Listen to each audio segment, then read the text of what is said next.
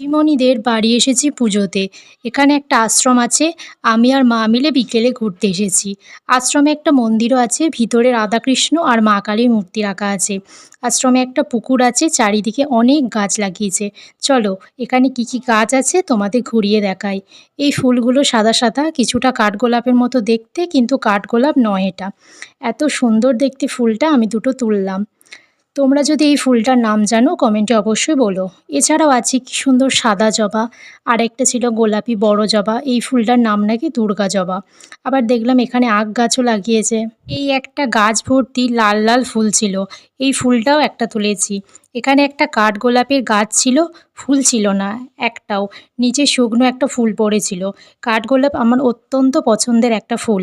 এই কাঠগোলাপ গাছটার সামনে ফ্রেমটা আমার খুব পছন্দ হয়েছে, তাই রাজকে বললাম আমার কিছু ছবি তুলে দিতে।